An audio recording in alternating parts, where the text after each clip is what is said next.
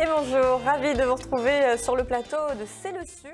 Aurélie Allais-Marie-Blanche nous a rejoint en cours de route sur cette émission, puisque vous le savez, on respecte au mieux les mesures sanitaires, donc c'est pour éviter qu'on soit trop serré sur les petits bureaux. Donc elle a remplacé notre invitée qui nous parlait d'un livre pour justement, elle aussi, nous parler de livres, puisque Marie-Blanche nous propose sa chronique littéraire chaque semaine. Et de quoi s'agit-il aujourd'hui? Alors ce sera peut-être un peu moins festif et un peu moins gai que le livre de l'auteur, puisque ce sont des témoignages. Voilà, donc j'ai reçu énormément de témoignages et je trouvais intéressant, alors c'est pas forcément, ce sont des livres particuliers qui n'ont rien à voir les uns envers les autres, mais qui sont un peu des guides de vie. On en a besoin en ce moment, dans cette période un peu de printemps, de renouveau, on a besoin des fois de repartir sur un bon pied. Ouais.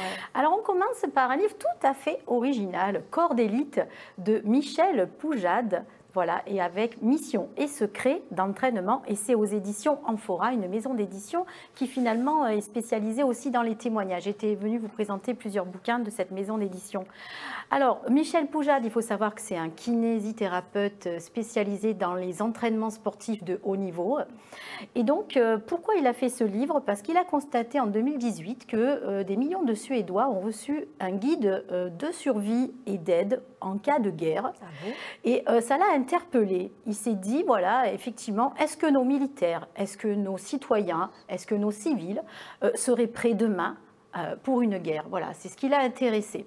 Donc il est allé chercher des témoignages, des anecdotes de militaires, de gens engagés dans les forces spéciales et qui ont témoigné des épreuves qu'ils ont pu avoir pendant des guerres, pendant des combats, pendant des événements comme on a pu avoir des attentats.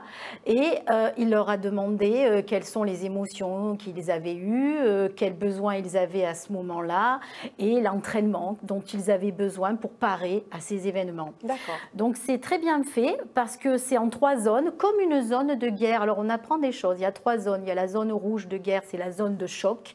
C'est là où se passe l'attentat, donc où il y a malheureusement les blessés et où on a la surprise du conflit.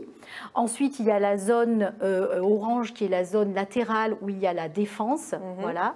Et puis la dernière zone, et c'est pour ça que c'est en 3 couleurs, qui est la zone verte où là c'est une zone, on va dire de sécurité, où les gens sont en arrière du conflit et sont là pour aider au fur et à mesure. Et du coup, c'est un livre qui s'adresse à qui, Alors, Blanche? Moi je pense que quand même ça s'adresse à un public particulier, je dirais déjà à toutes les forces de l'ordre qui ont envie d'avoir des conseils là-dessus, tous les engagés, mais aussi aux jeunes qui ont envie de s'engager dans les services militaires pour savoir un peu ce qui les attend. Et oui, de quoi il en retourne, parce qu'on n'a pas idée de ce que c'est. On a des fois l'idée de partir comme ça, de faire un engagement, mais quand on est appelé au combat dans les pays étrangers, il faut le savoir, on a la chance, nous on est en France, mais malheureusement la guerre existe encore dans le monde, et donc il faut savoir être en condition physique, mais surtout aussi morale, pour affronter toutes ces épreuves. Donc c'est vraiment un livre très intéressant, bon, pour un public ciblé, certes, mais intéressant. Corps d'élite de Michel Poujade aux éditions Amphora. Très bien. Alors, un autre témoignage un peu plus dans l'émotion, Dis merci mon cœur, un hymne à la vie, à l'amour de Patrick Belly.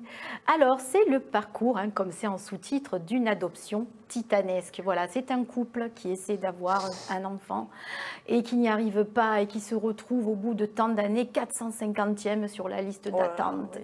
Donc, parcours du combattant, là, voilà. Pour reprendre une des expressions qui pourrait être dans le premier livre. Tout à fait, le parcours du combattant.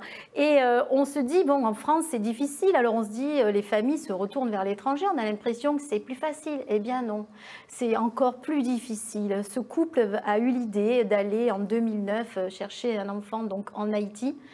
Et, sauf, est-ce que c'était la bonne année ou pas, sachant qu'en 2010, il y a eu ce tremblement de terre qui a fait des milliers de morts et notamment beaucoup de crèches et d'écoles qui ont été touchés par ce tremblement de terre.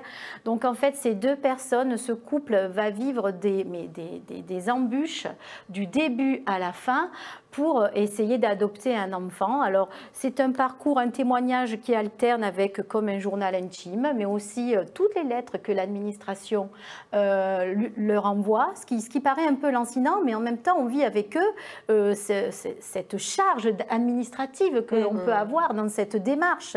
Et puis, il y a des témoignages aussi, des interviews de journalistes qui les ont aidés dans ce périple. Voilà. Est-ce qu'il y a des conseils qui pourraient s'adresser aux parents, aux futurs parents qui souhaiteraient adopter un enfant? Oui, parce que finalement, en étant non adoptant, on se rend compte qu'il y a les démarches qui sont données là-dedans. Hein, comment faire pour démarcher, pour partir à l'étranger.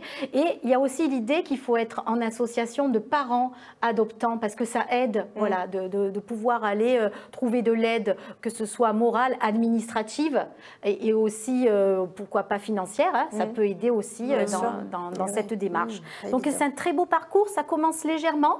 Avec un ton léger, et puis de plus en plus on avance dans le stress, on a vraiment envie d'être avec eux. Et j'espère qu'ils ont réussi à adopter un enfant. Alors oui, je vous dis ça pour que l'issue soit quand même plus positive. Voilà, ils y arrivent, mais après moult embûches. Hein, voilà. D'accord, un parcours difficile. Donc c'est à se procurer sur le site de Patrick Belli, hein, c'est en auto-édition. Voilà. Très bien. On finit avec une note d'humour, pardon. Le boulot, ça me travaille, de Lydia Mirjanian. Excusez-moi, c'est difficile à prononcer. Alors là, c'est un livre très humoristique, mais en même temps, il y a un message très fort. Voilà. C'est-à-dire que cette jeune femme-là qui se retrouve dans une entreprise de plomberie qui s'appelle Le Bonjoin, qui en fait a des diplômes, qui est surqualifiée et qui se retrouve là-dedans et qui vit un stress phénoménal. Ce stress, c'est quoi? C'est qu'on lui demande d'être tout commercial, d'être à la vente, d'être partout. Elle essaye de faire du mieux qu'elle peut. Elle voit qu'il y a des employés qui n'en ont rien à faire. Alors, elle est complètement surmenée. Et donc, au fur et à mesure qu'on voit toutes les demandes farfelues des clients, que les employés, on voit un peu les clichés des employés, et elle qui essaie de se surmener, de se donner à fond, eh bien, elle se rend compte qu'elle sombre dans un fabuleux burn-out. Voilà. Et malgré sa note humoristique qu'elle entretient tout le long du roman, on sent derrière qu'elle n'en peut plus, qu'elle a un stress, que quand elle rentre le soir, elle ne supporte plus ses filles, qu'elle est vraiment épuisée de charges mentales et physiques de travail. Il faut le dire. Donc ce livre... Donc en fait, ça aborde un sujet grave, mais avec beaucoup d'humour. Hein. C'est bien ce que je comprends. Voilà, parce qu'elle le raconte de façon romanesque, elle se met en scène, et c'est un peu autobiographique, hein, puisque cette jeune femme est donc une humoriste, elle est animatrice de radio et elle avait écrit un livre sur la Lune que j'étais venue vous présenter. Voilà. Et c'est son deuxième livre. Et surtout, alors à noter, à l'intérieur il y a un flashcode et on peut l'écouter en version audio. Ah, sympa. Elle l'a fait en animation avec des comédiens et tout, c'est très sympa.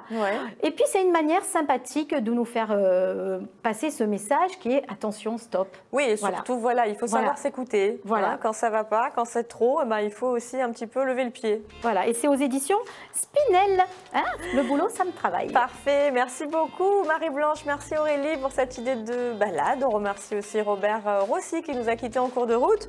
Demain, nous avons rendez-vous avec Philippe Bernard, le président de l'aéroport Marseille-Provence, avec qui nous ferons justement un point sur les modalités de voyage en temps de Covid et les nouvelles lignes aériennes prévues pour cet été. Les astuces de Catherine Fructus pour réaliser soi-même une eau florale. Et puis les bons plans de Marianne avec une sélection de chasse aux œufs en ce week-end de Pâques qui arrive à grands pas. Voilà, je vous remercie de nous avoir suivis. À demain, soyez au rendez-vous et d'ici là, on vous embrasse. Salut!